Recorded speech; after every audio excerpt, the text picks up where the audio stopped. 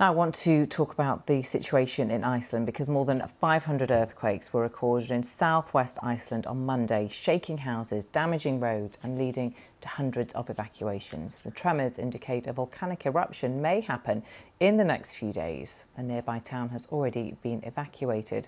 An eruption of another volcano back in 2010 led to the cancellation of tens of thousands of flights, although experts don't believe a repeat of that disruption is likely at the moment. My colleague Jess Parker is in Reykjavik with the latest.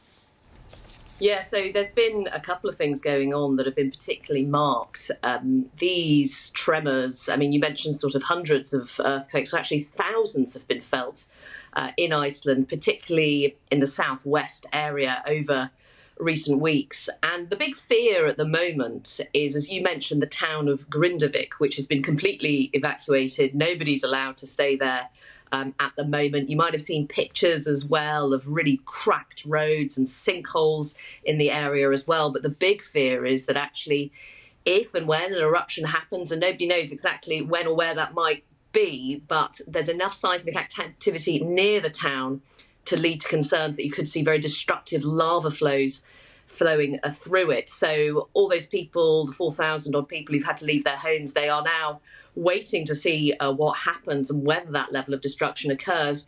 You mentioned 2010. I mean, I think at the moment, from what I'm told, talking to volcanologists, they don't necessarily expect major travel disruption whenever this eruption may occur, because just of the composition of the magma and where it is at the moment.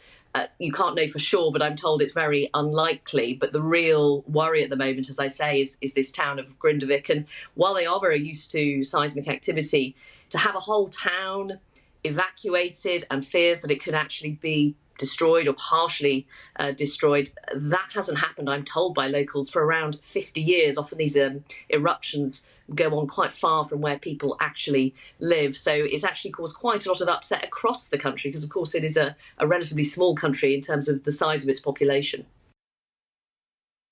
Jess Parker there. Now